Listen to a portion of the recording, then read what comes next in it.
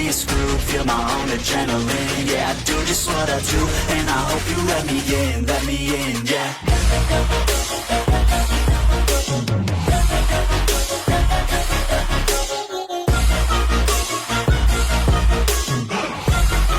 Hello and welcome back, fellow anime lovers, to Cypherfics. I am delighted to have you join us once again in the world of fanfiction and fantasy. This is the first part of What If Issei, Rias Enter the Marvel Universe. Special note, this fanfic is written in a masterpiece of VaranFall on FANFICTIONnet. Do check and support the author too. Now smash the like, share and subscribe button for more. Also press the bell icon so that you never miss such great parts. Thanks for the introduction. Now let's dive into the world. So Samuel, are you excited to go back to Japan? A man in his 40s asked from a screen in the wall of a plane asked. The man's name was Alexander Deleuze, a wealthy businessman and inventor back in America. His skill with machinery was known thanks to his contributions to weapon development and medical treatment, an ironic combination of talents. In front of the screen sat his son Samuel. Samuel was roughly 17 now, and he certainly looked the part of European descent. Unlike his father, who has black hair and brown eyes, Samuel had short, dark red hair and blue eyes. He inherited most of his mother's appearance. The only part from his father was that of his ethnicity with his family's tie to Spain. He stood at 5'10" and had a lean build, something that came along with working in the lab with his father. Nothing impressive, but enough to be in shape. He was wearing a pair of black sweatpants, a black jacket, a dark gray shirt and a glove on his left hand. Sam spun a pen between his fingers as he looked out the window, staring at the clouds with a relaxed gaze. I'll admit, it's good to think about seeing the idiot again after 6 years. Alex chuckled at his son's comment, a smile growing on his face. And perhaps find someone else that can handle you new. Perhaps someone other than Issei's two more unique friends. Sam rolled his eyes in response. What? I told you about Eika. Doesn't she count? Didn't you say she makes you feel uncomfortable? Fair enough. Sam nodded, remembering the girl's tendencies to try and make a guy feel as awkward as possible. But I wouldn't hold my breath on that girl thing anytime soon. I don't expect it to be easy if Issei's gotten worse over the years. Oh come now, I'm sure Issei's still the same as he was when you two last saw each other. Alex tried to assure Sam, only to get a cringe from his son. That's what I'm afraid of. Well, I for one believe in your friend's ability to grow as an individual. Perhaps that distrust is what sets so many people off of you. It isn't distrust, just an educated guess from the years of knowing him. Sam smirked. If anyone can guess something on him, it's me. He's a rather open book, easy to read if you look at him. Sam then sighed as he saw a break in the clouds, seeing Japan's land in the distance. But I'll agree that he should be a better guy now. Alex was about to speak, but was interrupted by a voice out of view. He spoke with the person for a minute before sighing and turning back to Sam. Sorry Samuel, I have a meeting I have to get to. About the supplies we have and what we're shipping out. I understand. Business comes first, especially with Deleuze Corp. Sam responded, sounding disappointed with the news. It didn't surprise him though. The company his father runs has contractors of both fields they served in, dozens or even hundreds. He hardly had enough time to sleep without business coming up again, much less for family. Hell, his contractors probably know his father more than he does. I'm sorry Samuel, I wish I could talk longer, but this is important. Alex was about to disconnect when he remembered something, knowing he had to say it. Oh, and Sam, I made sure the supplies you requested were sent to your old workshop in Kyoto. It should be there within the week, so you can work on your secret project once you're set up. That got a small smile from Sam, who finally turned to look at his father. Thanks, Dad. I love you. I love you too. Alex responded, the connection cutting as he disconnected their call. Sam then rested back in his chair, taking a deep breath as he closed his eyes. 6 whole years. I wonder how much Kyoto could have changed in that amount of time. The flight lasted for another hour, most of which Sam slept through. It was morning in Japan, so all the extra sleep he got would make the first day easier. Once he landed and unloaded, he made his way through the airport until he saw his ride. Tora Nakasashi, the head of Deleuze Japan wing. He's in his late 50s, just about to reach 60, evident with his white hair. He was dressed as sharply as usual, wearing a gray suit with a white shirt and black tie. He was honestly had the most generic businessman look you could have. "Mr. Nakasashi, it's good to see you again." Sam spoke as he approached the man, getting a bright smile from him. "Samuel, it's been too long." Tora gave the boy a light hug, keeping it for a second before releasing him. "You've gotten a lot bigger since the last time I saw you. You only came up to my hip back then. I could have sworn you'd never make it past 5'4". But look at you now." "Haha, yeah." Sam chuckled embarrassingly, rubbing the back of his head with his free hand. He was often sent to Japan for his school sessions, mostly because his father would be out of country and needed someone to watch him while he was gone. One of those people was Nakasashi, who's known Alex for almost 20 years now. The other, surprisingly, was Mr. Hyodu, who Alex met on his first business meeting to Japan. He never explained what happened to Sam, but he does know that it made Alex trust him ever since. "Well, we shouldn't keep the Hyautas waiting," Tora said as he took Sam's bag for him. "I'm sure they'll be excited to see you again after all this time."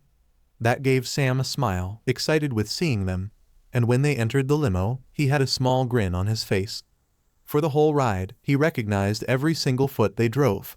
Even when they left the city for the 3-hour drive to Kyoto, he could recall each landmark. While Taro sat at the front with the driver, Sam sat at the very back of the limo, keeping his eyes on the open land. After an hour of the travel, Sam pulled a pair of shaded glasses and a small earpiece from his jacket's inner pocket. Once he put them on, he made sure that the two men in front were focused on each other enough before he continued. "Avan, you there?" "Of course, Mr. Didialuz." A female voice spoke through his earpiece, and at the same time a stream of data began to input itself onto the inner lens of the glasses. At the top left of his left lens, the acronym AVAN appeared. "You're speaking English right now, sir? I thought we're in Japan currently." Tora can't hear English as well as Japanese, and he's just at the front of the limo. Sam responded, his eyes skimming across the data and moving it as he spoke. "And I need you to do me a favor. Are you able to connect to my workshop's mainframe and start loading your program in? I want to know how if the machines placed last year are operational or not." "One moment, sir." Avan responded, her program instantly operating and following through his orders. "Operation complete. I can confirm that the machinery you bought is still installed and is at full operation. There is even a fraction of the supplies you are to receive there, including wiring, frameworks, and propulsion. Is there anything else, sir?" "No, Avan, I just wanted to check up on things. We'll start building the prototype in a day or two, once I'm used to the time lag from traveling." "Logging you out then, sir," Avan reported before the glasses shut off. Sam then put the glasses and earpiece away, feeling pride at how well Avan has been working so far. Avan, or Advanced Virtual Assistance Network, is an AI that the boy had created last year, and is the most advanced one he's made to date. Much like his father, Sam has a knack for building and inventing new sorts of gadgets. But unlike his father, Sam also has unimaginable potential in both artificial and virtual intelligence. Currently, he's working on true artificial intelligence theory, and Avan is the closest thing he's ever gotten to, and has worked perfectly to current design. But he had to keep her on the down low. She's not perfect, but has some of the highest intelligence rate for any Roman 6. In fact, she's technically illegal in over a dozen countries, including Japan, so he has to be extra careful when he interacts with her. And with everything set up and ready, all he had to do was wait the last 2 hours for the long-awaited reunion with the Hyodu family. Once they entered Kyoto, Sam couldn't help but grin at the familiarity of the town. Even with a clear expansion done, there was enough of the old setup that he could figure his way around. It also meant that the workshop should still have plenty of space both above and below ground, giving the note that the expansion likely was as big as he hoped. He was also more than glad to see that the Hyautas still lived in the same house as before. The place did make plenty of memories. "Are you sure there's nothing else you need, Samuel?" Tora asked as he opened his window, watching the boy walk out with his bag. "I'm fine, Mr. Nakasashi," Sam promised, smirking a bit as he turned to look at the man. "Besides, this'll be a good experience for me. I haven't gotten that normal life treatment for quite a while. I'd like to go through it again." "Well, if you ever need anything, I'm just a phone call away," And with their final goodbye, the limo drove away. Now, with nothing to stall him, Sam turned and walked to the front door, hesitating a bit from knocking on the door. After 6 years, he was honestly nervous to see everyone, despite his excitement. But he worked himself into knocking, steeling himself when the door was opened by Mrs. Hyodu. The woman's eyes widened as she saw the boy, recognizing him as he rubbed the back of his neck. "Hi, Mrs. Hyodu. I'm back." "Sammy," without a second thought, the woman wrapped her arms around the boy and hugged him close. Sam smiled at the gesture, returning it with his own hug. "It's been so long." "Too long, if you ask me," Sam responded, the two separating to look at each other. "I see you haven't aged a day." "Oh, don't spare me. I'm well aware of my age at this point." She waved, smiling. "But look at you. You've grown to be quite the strapping young man, haven't you?" "Hee, I've been told," Sam chuckled. She then let her eyes look down to his chest, an instant of worry on her face before she looked back to him. "How's your heart?" The worry didn't escape Sam's attention, but he didn't call it out as he lightly tapped the center of his chest. A small tink was heard, but nothing that seemed out of the ordinary for the two. "Still not great, but my dad's tech's been doing its job even better than before." His words calmed the older woman, getting a sigh of relief from her. "Come inside, Sammy, let's get you unpacked." Mrs. Hyodu waved him in, to which he entered with nostalgia. The Hyodu residence was the most welcoming place he's been to, even more so than his actual home. It was at just the right size so that if there were at least 2 people it didn't feel empty. The two went to the room that he'd stay in, just across the hall from Issei's, and the former started to unpack.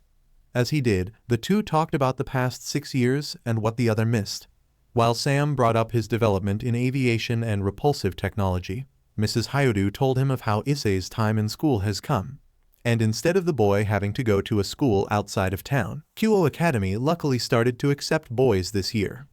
"The all-female academy?" Sam echoed, remembering the academy. "I'm honestly surprised they started accepting guys. Must be painful with eyes, Maruhama and Matsuda all there. I think I lost count of how many times they've gotten in trouble over their antics." She sighed. "But what's a mother to do? He'd mature if he could actually get himself a girlfriend." "Well, I mean, there was Irina. He's not totally hopeless if he had a friend that was a girl." Sam tried to encourage as he finished putting away his stuff. "Who knows? I'm afraid he might already be in trouble today. How am I supposed to get grandchildren if my son can't even get a girlfriend?" Mrs. Hyodu cried, getting an awkward laugh from Sam. "A little early for that, but I do see your point." He then stood up, dusting his hands off as he looked out the window. "So Isa's at class then?" "Yeah, they started last week. I believe they have your schedule and uniforms there now actually," she informed him, placing a finger to her chin. "In fact, the student council called today about it." "I guess I should go and get it then?" Sam questioned, although from the tone of his voice it sounded more of a statement. "I could get it for you if you want," Mrs. Hyodu said. "I figured you might want to spend some time getting used to town again before heading out." "I'll be okay," Sam responded, smiling as he looked back to her. "There's no way I could forget the town that I grew up in. And besides, it'll be a good way to get a tour of the school. And hey, I might even see Eyes while there, as long as he hasn't done something stupid." "Well, okay. But call me if you need anything." "I will," Sam responded as he grabbed a small bag from the door, the strap having it go down to his waist. And as he headed out, he took out AVANS glasses and earpiece again and put them on, connecting to the AI Avan. "Do me a favor and set the quickest path to my workshop from Kuo Academy, please." "Path is set, sir," the AI responded. "And I'll assume to have the workshop warmed up before you get there." "Just to get it up and running," Sam said, sighing as he walked the familiar streets. "Also, send me a manifest of all the materials. I want to know what I'm going to be working with on the first model." Processing complete. Upon the download's completion, several lists came up with a varying of components, from steel plating to copper wiring. Everything that would be needed to finish the first step of his project. "All right, let's put the blueprints together for the walk then, shall we?" Sam spoke, his eyes darting through dozens of files until reaching one that was named Mark 1. Open the contents of Mark 1 and start with the propulsion. Understood, sir. Evan computed as the file opened, the individual pieces of the blueprint coming to life. Step by step it was being put together, mostly by Sam's own work as his eyes darted across the lenses. Would you like me to work on the repulsor file while you work on the propulsion? No, let's just settle with the propulsion first, all right, Sam asked, the framework of the blueprint forming together to make a boot. At the bottom of the boots were open engine ports, the starting points for the wiring. If you find any flaws in it, I want you to update and fix them as I go. Sound fair? Of course, sir. For the next 10 minutes, the two worked tediously as all of the inner components were set into place. As Sam worked, half focusing on walking and putting everything together, Avon was sure to correct the errors he made. She'd even navigate and warn him if he was starting to become too focused on the work and lost sight on the sidewalk. By the time he made it to the academy grounds, half of the boot's wiring was complete, and with half the school on a PRD break, he had to log off Avon to avoid any suspicion. It would raise a lot of eyes with someone their age talking with an earpiece and shades on. Oh, CRP, they caught us. Run, you idiots, run. The sudden commotion caught Sam's attention, as he turned to see a rather comical sight. 3 boys running away from a group of about 20 girls. At the first glance, he thought of the 3 as just some random idiots who made a huge error. But noticing the key traits of each of them, the bald head on one, the glasses on another, and the last spiky brown hair, he realized he was half right with his analysis. That looks like the tennis club by the uniforms, Sam guessed as he took note to the angry mob. His expression of disappointment turned to one of shock and worry as he saw the girls chasing with their rackets in hand. And seeing a bruise on one of the 3 guys, he knew the club was out for BLD. Of course, this is how I meet them again. Sam starts to mumble to himself, opening his bag and reaching into it with his right hand. Couldn't be a normal reunion, had to be saving their necks from a crazy mob of girls. The sound of metal shifting was then heard, and as it did he started to run for the boys. With his free hand, he quickly put his glasses on, a link symbol appearing on it as he moved to intercept the 2 groups. It'd be a close one, but he was certain that he'd at least make it before the 3 were caught and probably beaten. And he was certainly cutting it close, as a wall cornered the 3. Oh, CRP, wrong turn. Any last words, perverts? One of the girls asked, preparing her racket as she was the closest. Oh, SHT. Wait, Sam called out. Breathe as he finally got between the groups. Once he stopped, he placed his left hand on his knee, the right still hidden within the bag as he gasped for air. Wait, just, oh God, I need a charge after this. What do you want? Another girl asked. You're not wearing a uniform. What are you doing here? I'm transferring here for the rest of high school. Sam answered, gaining enough breath back to stand up properly. But right now, I'm just going to have to go with asking that you'd back away. You're serious? A third one asked. Since you're new, I'm certain you don't know who those 3 are. The perverted trio, the most grotesque and absolute worst of Kyo Academy. They're Matsuda, Motohama and Issei. Sam interrupted.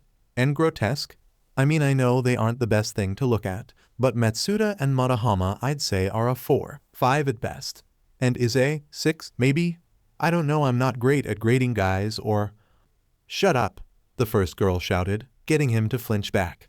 Just get out of the way or else. I mean, I wouldn't recommend getting too close, Sam said as he pulled his hand out of his bag, revealing a black glove with wires and a glowing blue circle on the palm. This glove has the power of a Taser X26, the standard taser for officers in America. That's 50,000 volts. Sam then emphasized the current running through it, sparks going across his palm as he aimed it at the girls. I realize most of you probably don't take advanced physics, but I'll just explain that a human body can most certainly not handle that much electricity. You wouldn't. You're threatening me and my friends, Sam countered, smirking as he took a step forward. I have more than enough reason to. It just matters if you try and follow through with the threats. You're bluffing. Want to take that bet? There'll be no need. Before either side could make a move, a new voice spoke up.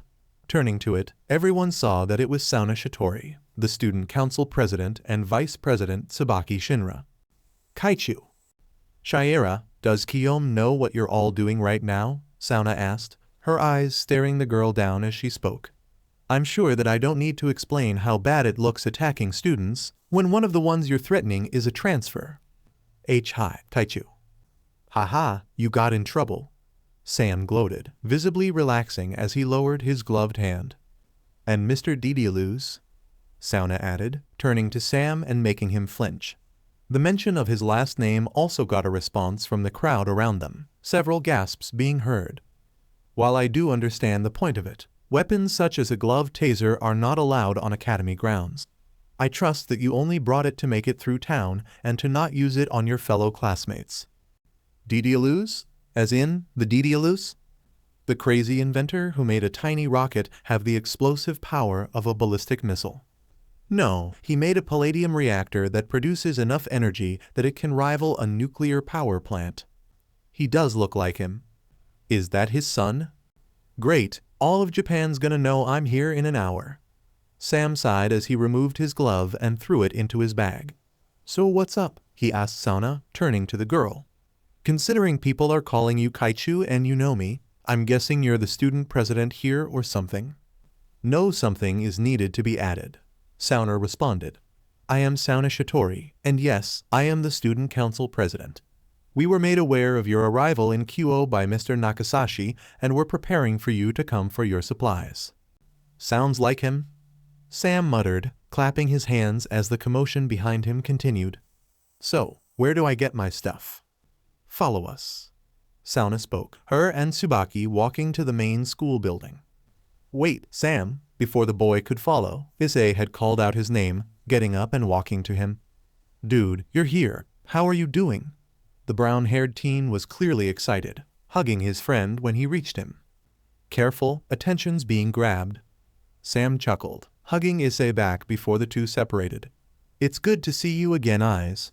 I'm surprised that you haven't gotten yourself killed here yet. Look who's talking, Eyes said, punching Sam's shoulder. I saw the news report of a certain someone hacking into his father's security network.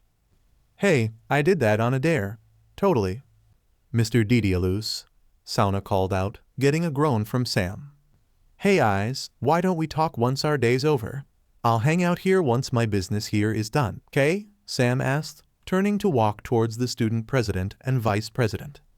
All right, but you better not ditch me like back then. Issei's reminder caused Sam to smile, forgetting about how the whole school is already aware of his presences. So, nice school, Sam brought up, trying to spark a conversation with the girls' SCRTM. A taser, Mr. Didialus, Sauna responded, looking at him with a measuring glare. I can understand the caution he likely has, but your father gave you a taser to go to school. Actually, I made it, Sam corrected. You made that? Sabaki questioned, looking down to his bag. Yeah, I got bored on the flight over to here and made it at the start. Sam shrugged, patting the bag as they walked. I always bring a pile of scrap from some of my previous works when I go traveling. Kill some time instead of sitting around and doing nothing. You had a project that had a battery that could shoot 50,000 volts into someone, Sauna asked, lowering her glasses to look at him. Technically only one in 200 volts, Sam countered. The voltage I gave them was in air. An American officer's taser can only shock someone with a fraction of what it possessed the ability to create. And yes, I so happen to be working on a project that needs a killer amount of energy. That battery wasn't nearly enough either, so it got thrown into the pile. You certainly are your father's son, Sauna sighed. Only someone with his BLD could see making a taser as a simple pastime, creating weapons to kill time as you said. Hey, a taser is closer to that of self-defense, Sam scoffed. And if I recall, I was at potential risk because of a BLD-thirsty club. Which reminds me, aren't you going to do anything about them going to attack Eyes and the others? We would, however, as of lately a disciplinary committee was made to do that. Tsubaki answered. Well, maybe I should talk to them on that. I don't remember everything about Japan, but I'm pretty sure doing that is unacceptable anywhere. That wouldn't be recommended, Sauna said. The disciplinary committee is rather against the recent decision to integrate boys into our academy. There's a reason the clubs feel free to take actions like that into their own hands. I sense annoyance, That is something we must deal with, yet they feel it fine to assault other students. The three then reached the student council's office, the two going to their desks while Sam followed Sauna. But that isn't something you need to worry about. Since a new student was involved, we can provide limited action to guarantee that the club will be disciplined. But I can't promise it'll stop. Guess that's going to be the best the guys will get. Sam sighed, rubbing his forehead. So, what do I do to get my stuff? You just have to sign a few papers before we can give you your uniforms and schedule. Sauna responded, sitting down and placing the papers on her desk. Sam took the seat across and took the pen from the desk, starting to read and fill them out. Uniform policy isn't very strict. As long as you have your breathe and shirt, it doesn't matter how you accessorize it. But I believe it should be unsaid that it must be appropriate for class. No naked women on shirts, got it? Sam said offhandedly, spinning the pen between his fingers while he read. And how about the rest of the rules that are important, but no one says anything about? Most rules are rather straightforward and normal for Western schools. Sauna answered. I would recommend following them close, however, as the disciplinary committee will be keeping a close eye on you. Little Olmi, Sam asked, pausing from his reading to look at her. What would make them watching me closely? You're new, and you have a reputation, Sauna explained. You'll be someone that has weight in QO Academy's reputation. You could be a good example as to the inclusion of boys to be beneficial. Or you could be the example as to why we shouldn't have done it and end the social project. I don't know which one they're hoping for then. Sam chuckled, finishing the papers as he did. All right, that should be it. Thank you, Sauna said as she took the papers, handing him his schedule. All of your classes are on there, and any future inclusions must be approved before you can participate. We'll have one of our members show you the academy's layout and where your classes are. And once done, we'll give you your uniforms and you'll be on your way. I call dibs. Once Sauna was done speaking, one of the girls in the room shouted to get their attention. When Sam turned to look, he could literally see how much different she was in comparison to the entire room. Most of the people here looked rather professional and simple, but she was seen to be extravagant and bright. From her almost glowing blonde hair to her large melons and her impossibly bright gold eyes. While Sam chuckled at the girl's enthusiasm, Sauna was clearly annoyed and sighed. Denica, I thought we've been over this before. You can't show new students around because you yourself aren't qualified to.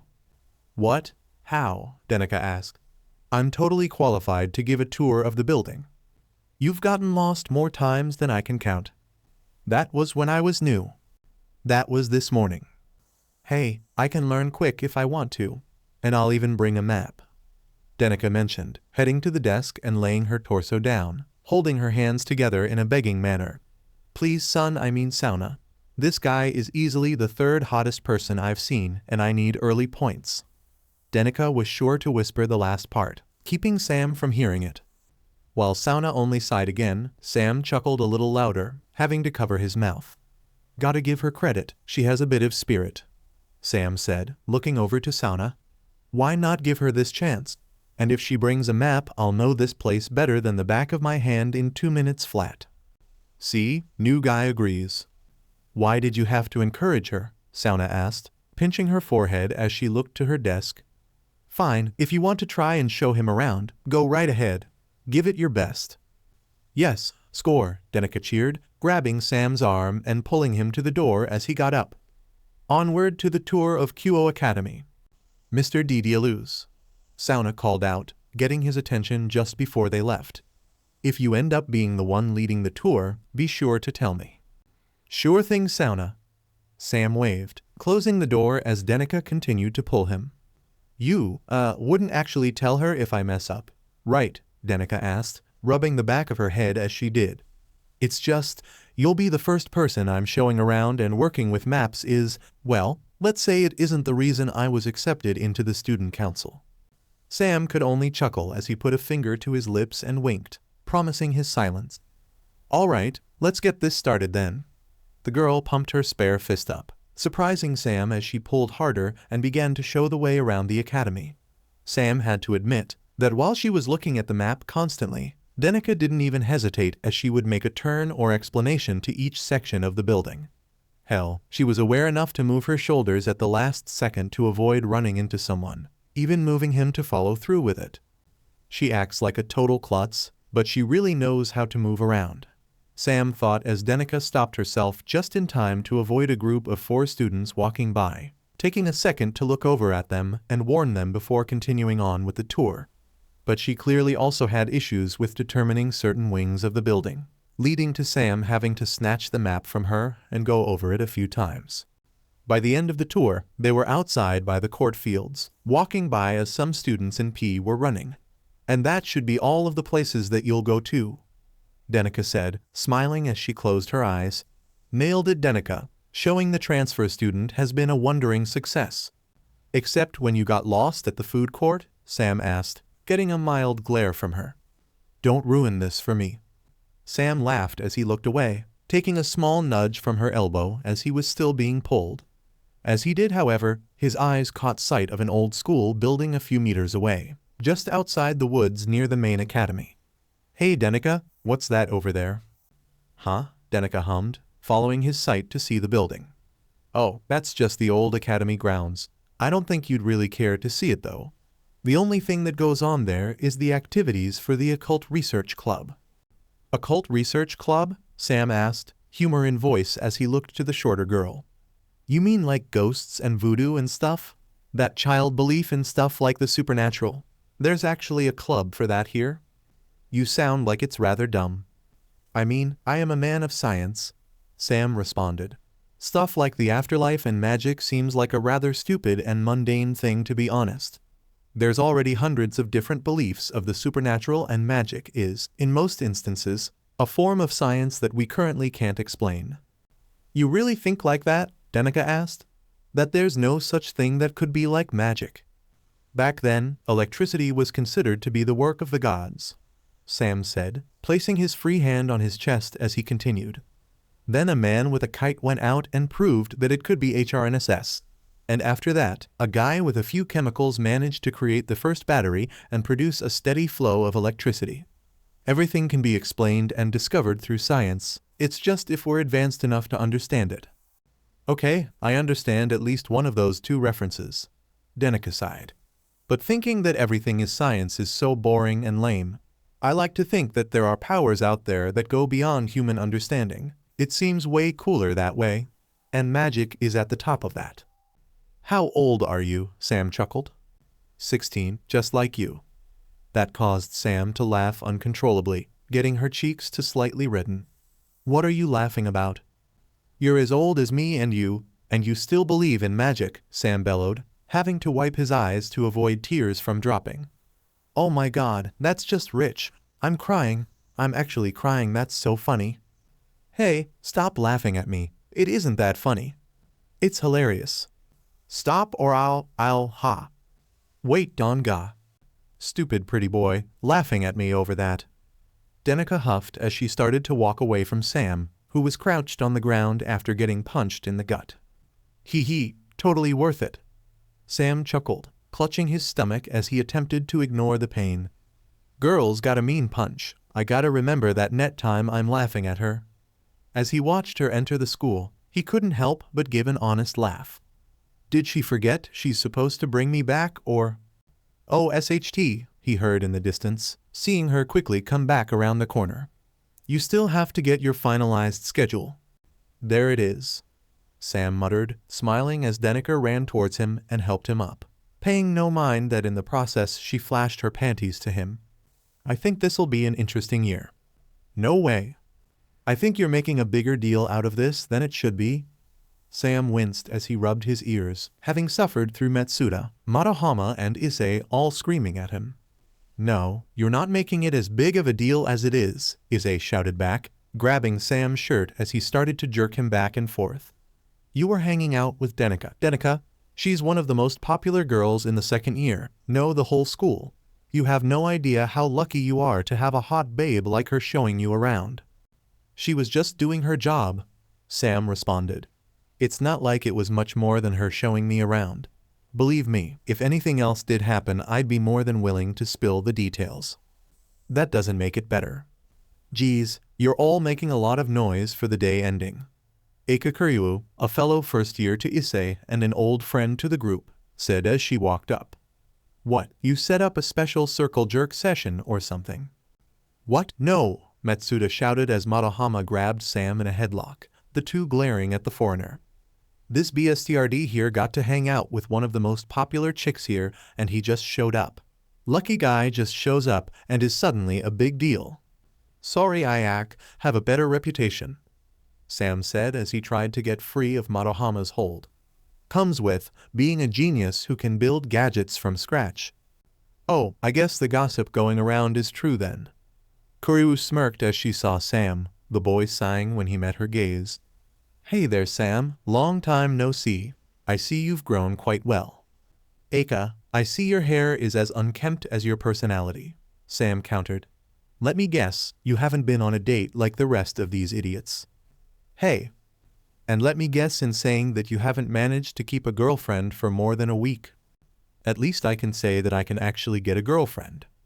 The two then began to banter both and forth, getting the three spectators to all sweat drop in response. Did they just forget that we're still here? They've always seemed to block everyone out when they start arguing. Issei sighed, remembering how heated their arguments could actually get. I swear it's like they got hate-ons for each other. Care to explain the perks of being forever alone? Hey, Madohama interrupted the two, pulling on Sam's neck to stop him. Your two's arguing is that last thing we want to deal with right now. And to be honest, even though it's been 6 years, it's kinda getting old. Not to mention you take things way too far if left uninterrupted, Matsuda added. Well sorry, there isn't a lot I can do when I'm held in a chokehold and need a recharge, Sam started to shout, surprising everyone. Oh SHT, you haven't charged? Madohama questioned as he released Sam, stepping back to let him breathe. Why didn't you say anything about that sooner? I did, back when the tennis club was ready to kick your butt. Sam coughed, rubbing his neck to clear his throat. I forgot to charge up on the plane and when I made it to Isa's house. And I'm pretty sure I'm starting to feel some of the effects of it. Dude, you should have said that before. Issei spoke as he put his hand on Sam's shoulder. You know how bad your health gets when you're running low on energy. You could have gotten hurt if you didn't speak up sooner. Well, I figured it'd last long enough to make it through my introduction and I could get to my workshop, Sam said, patting his chest a few times before breathing in relief. Okay, my lungs are cleared up again, so where were we?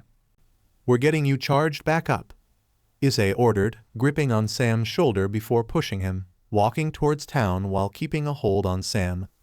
Whatever we plan on doing later can wait until you're back to 100%. Sound fair, guys? Yeah, sure, Matsuda nodded.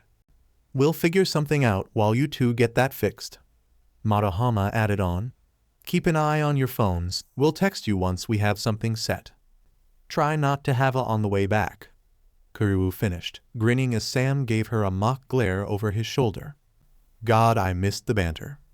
At least you two didn't go all out like how you used to, Issei sighed.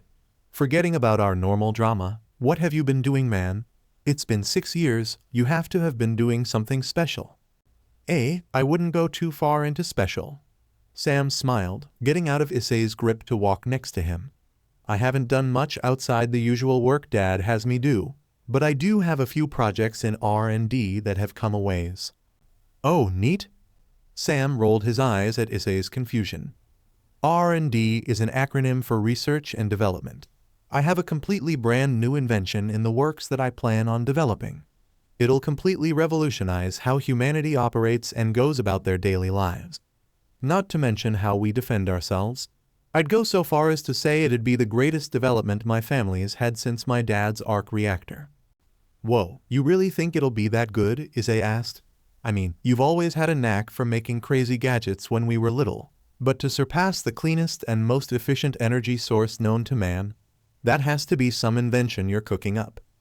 Oh, trust me, you'll understand once I've got it finished, Sam guaranteed, smirking as he visualized his complete project. It'll be unlike anything you could possibly imagine.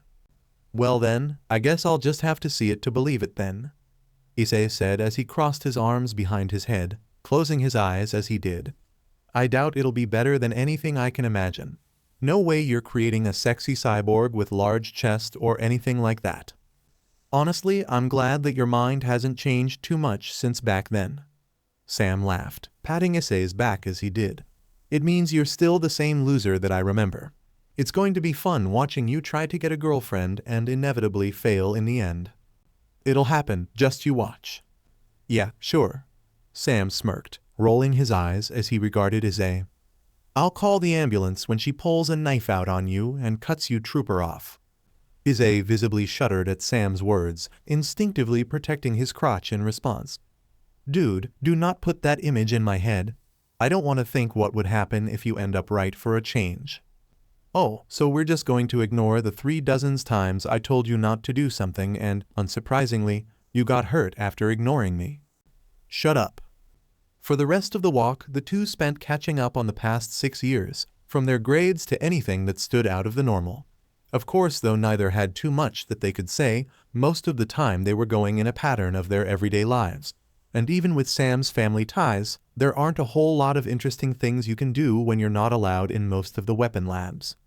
We're here. Sam spoke up, stopping as he saw the workshop. It was built mostly out of wood, pieces of rusted metal seen around the corners, but nothing too special seen.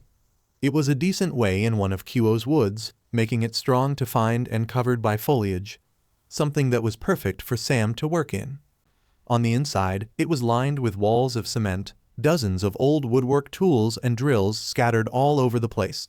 Dust clung onto almost the whole area, showing just how long it had been abandoned for. It wasn't the best of sights, but Sam was grinning bright at the shed. Oh, wow. Issei coughed as the two entered the shed, dust going down his throat. This place looks like it hasn't been touched in decades. Are you sure you can get charged from here? I don't think any of these outlets even work. Oh right, my dad never showed you, Sam said as he walked over to the left of the workshop, placing his right hand on the wall. A small pressure plate slid in for a second before getting pushed out, opening a doorway to a small metal room. Whoa. Dad had the walls widened in order to fit this in without raising too much suspicion, Sam explained as they walked in. He then found a keypad and entered in 7086 before placing his thumb against the scanner. He had me create my own code as well to make sure no one could get in. The door then closed and Issei felt them start to descend, realizing that they were in an elevator. I'll probably give you your own code and scan, since I won't always be able to head up and meet you if I'm busy. Okay, but where are we going? Issei asked, looking over to Sam. The boy smiled as he looked back at Issei, placing his hand on his shoulder as the door opened. My own personal lab. No way, Issei managed to say as they walked out the elevator. The lab was fully stocked with the latest tech available, from automated construction gear to machinery Issei couldn't even guess what they did. The room was mostly white, but had sections of gray to keep the room from being too bright. There were also several monitors across the lab, all of which Issei saw were completely holographic. Dude, when did this get put in? Sam finished, walking to a monitor on the wall before swiping across it. My dad had everything set up and built about a year ago, while I was on a science retreat. Cleaver BSTRD almost completely got this past me until about a month ago. He planned on sending me back here, so he made sure I had a little place a couple meters below Kyo's surface to work. Little is putting it lightly, Issei said as he looked across the room, guessing that the place was at least 100 yards long. This place is huge. Yeah, he might have gone a little overboard in the design. Sam nodded as he finished working on the hologram, tapping on the wall that brought out a large cable. Hey Eyes, help me for a minute here?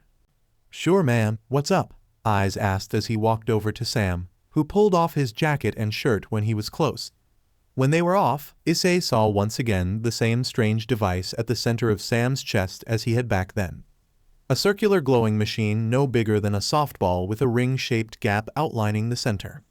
The very invention Sam's father created a week after Sam was born, an arc reactor scaled down with a palladium core. Sam then pressed down on the device, twisting it to the left until a click was heard. He then pulled the reactor out, revealing the metal casing in his chest to house it. See that table over there? Sam asked weakly as he put the cable into his chest's opening, sounding better once it was locked in. There's a housing unit for my reactor. Put it in there face up. It'll start charging once it's in correctly. Alright, Issei said as he carefully grabbed the reactor from Sam. It was small, fitting perfectly into his palm, but he knew that it was so much more than what it looked. And when he went over to the table, he was extremely careful as he placed the reactor into the unit, pulling his hand back quickly as a glass casing formed over it. How long does the charging take? Well, since it's been a while now, I'd say it'd take an hour before it's fully charged. And after that we'll have to replace the palladium chip with a new one. Wait, you have to do that? It's something that's new is all, Sam responded, waving his hand in a carefree manner. That chip is almost as old as me, and since it's been slowly building up neutron damage, it needs to be changed. We can't have the ring, the part that properly regulates the electricity, start taking in too much power, or else I'll suddenly start getting shocked with 3 gigajoules per second. Oh DMN, Issei whistled. What's a gigajoule? Gigajoule is a measurement of electricity, to the 9th power to be exact. Sam answered, sighing as he saw Issei's confusion grow.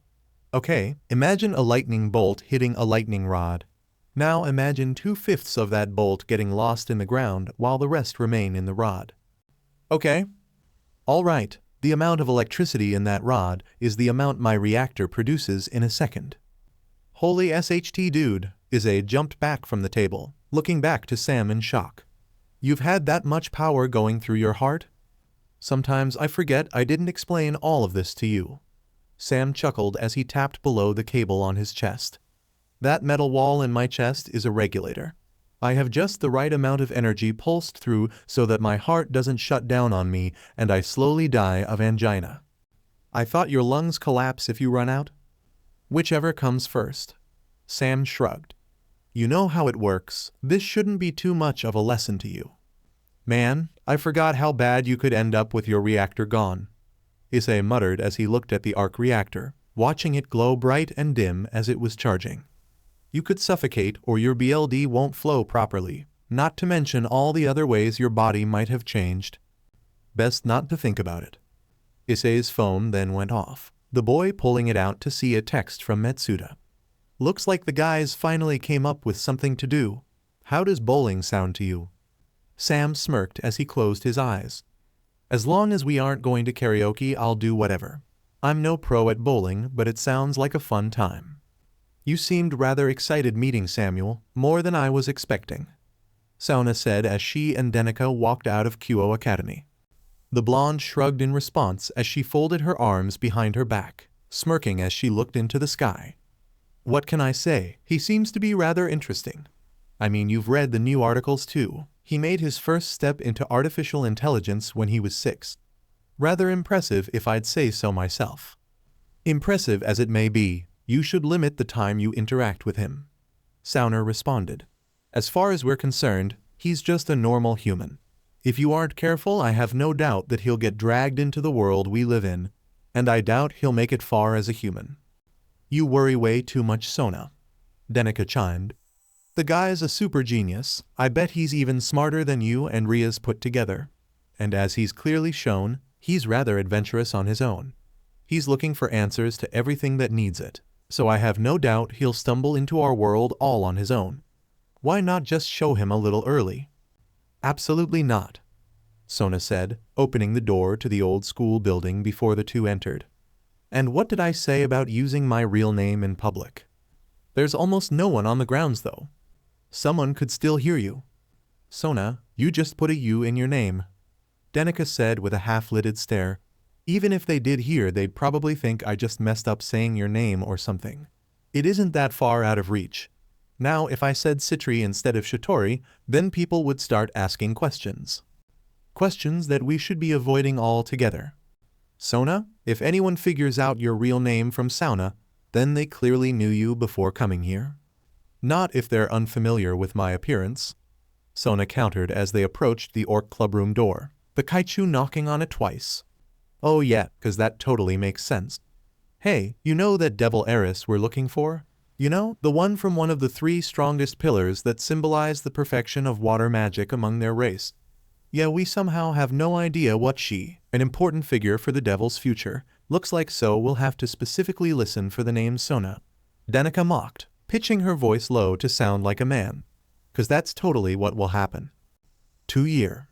Sona sighed as she closed her eyes, holding off a headache as she remained calm. 2 years of this, and I still can't figure out a way to complete zone you out. Why was I the one tasked with watching over you? Because your parents know how bad you need more friends. The door then opened for the two, revealing Akino Himejima to the pair. The girl had a similar figure as Danica, with long black hair tied back and violet eyes.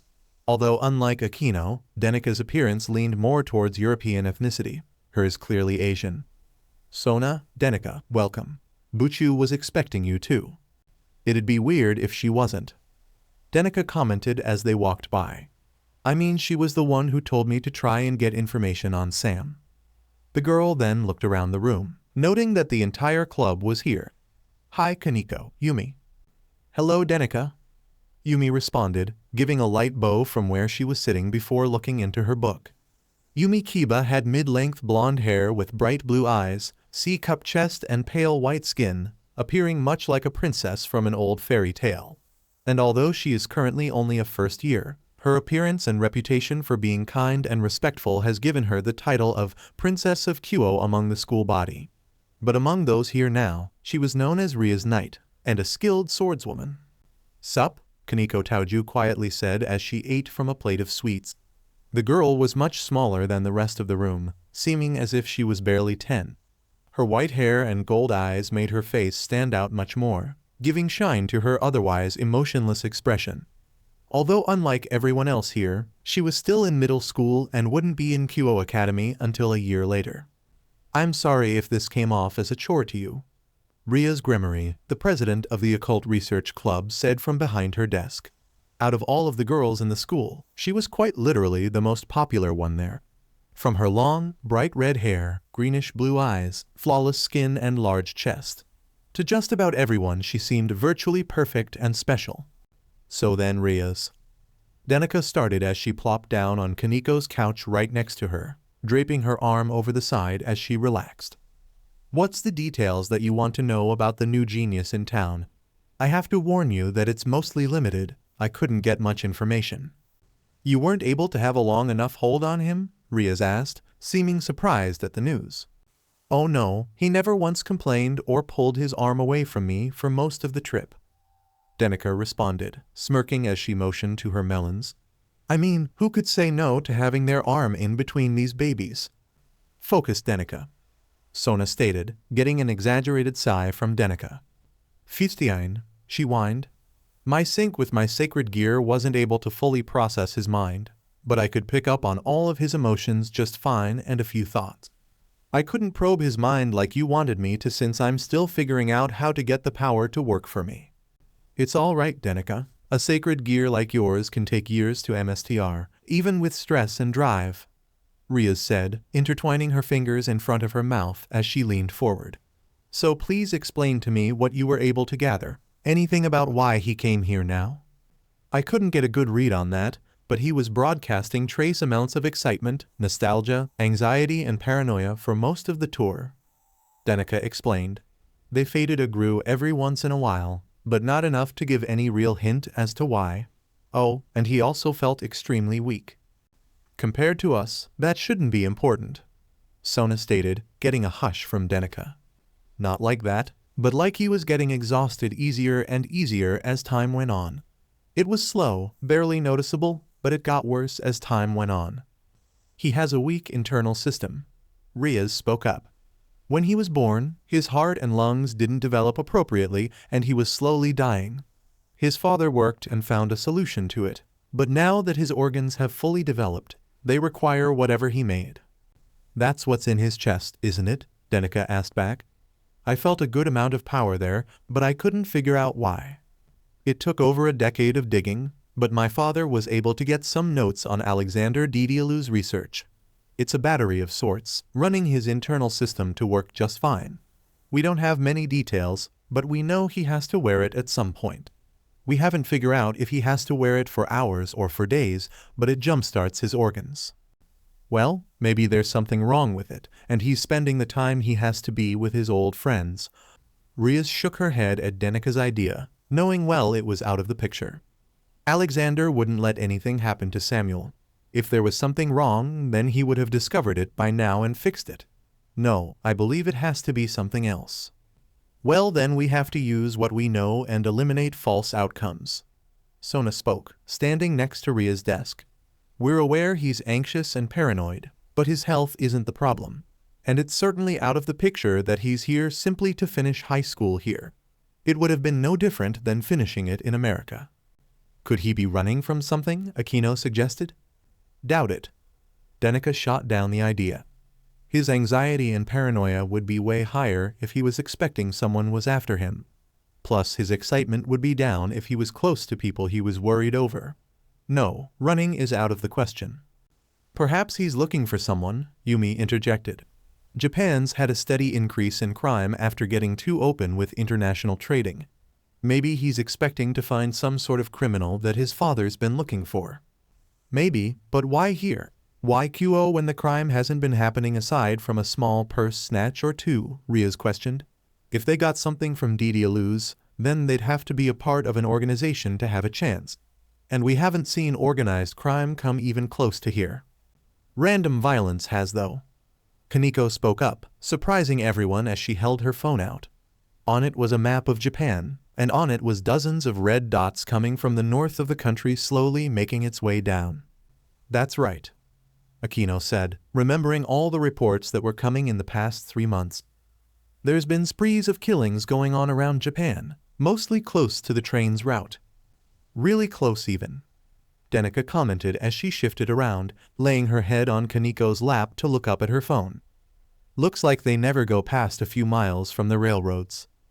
And Samuel decides to just go right in the middle of the path. Yumi continued. The guy credited as the smartest of our generation, who has a severe medical condition. I can't help but feel like he's up to something big. Oh, you don't say? I couldn't imagine what he, the son of the world's best weapon developer, could possibly be up to that's big enough to jump into the middle of a country with a rise in crime. Denica stated sarcastically, rolling her eyes as Sona and Rias gave her tired glares. All right, I'll just say what we all were thinking at the start, but we're too cautious to assume. I think he's making some kind of fancy new weapon. But the question that's being raised is what kind? Sona asked, shifting her glasses as she thought. Obviously, it has to be down in scale. There's no way Japan would let him fire any massive explosive. And he came here for it, so it has to be something more held and to the point. Rias added. But what, a gun? Seems like a downgrade for someone with such a reputation. Perhaps it's something like that glove he had. A taser of without the need of wires of direct contact. That'd be too risky. If he misses, it'll be over before it started. Maybe he's making a fancy suit. Denica joked among their ideas, getting completely ignored in the process. Well, fine then. Don't want to know, go ahead and keep guessing. She pouted as she closed her eyes, resting on Kaneko's lap. You know what he's actually building, don't you? Kaneko muttered to the girl, getting a cheeky smile in return. I do, but if they're going to ignore me when I'm joking, then they'll ignore me when I'm serious. Denica then yawned as she continued to smile. You know how it goes, take things too seriously and it'll end up biting you. They gotta loosen up more if they're gonna go far. Is that you or him talking? Denica then opened her eyes for a second, a somber look on her face as she looked to the roof. You know, I can't really tell. But either way, I think it sounds really good. Denica then winced for a second, a massive migraine hitting her after the long day. Hey Kaneko, can I take a nap on your lap for a bit? My sacred gear's side effects are kicking in. You owe me a parfait. Thanks Kaneko. Denica grinned before closing her eyes, the glow in her eyes dimming just as she passed out. She instantly became dead weight, signaling that she was out like a rock. A fancy suit? The white-haired girl thought out loud as she went back to her suites, allowing her seniors think on what to think of the Didialu's appearance. By the end of the night, the group had come up with little to think of, and by the time the night was out, they had to drop the subject as their work was about to start. And just like them, Sam was preparing for his own set of work. Back at the Hayata's house, Sam was leaning back on his bed with the lights off. In his hand was his phone, the screen bright as he poked and swiped across it. He seemed focused, yet was smirking smugly as he moved his finger. Eventually, he finished his movements and placed the phone next to him. A detailed hologram of what appeared to be a suit of armor appeared. With a simple movement of his fingers, the hologram split into each individual part before reforming into the finished project. It was slick, smooth across the whole way with a silver chassis. Seeing the finished details in person, Sam's smirk turned into a grin, his excitement growing as he tapped on Avon's icon. "Hey Avon?" "Yes, sir?" "Set up a schedule for the process of building the Mark I. I honestly can't wait to get this thing made. Downloading all files and preset features from previous projects. If we are to start right away, I recommend starting the building process after your last class. Once the first design is made, I should be able to get the machinery build any different suits or add any extra features." "Oh man." Sam sighed in content, turning off his phone before turning to face the ceiling. "This is going to be the start of something amazing." He then closed his eyes, preparing himself for the embrace of sleep. His eyes then suddenly snapped open, a thought entering his head. "I'm going to have to make a working exit from the lab." DMN it. So alright folks, that's all for today. Stay tuned for part 2. Do subscribe, like and share for more such videos. Also check out the story and author VaranFall on FANFICTIONnet. Press the bell icon to be notified first on release. See you in the next video. Till then, goodbye.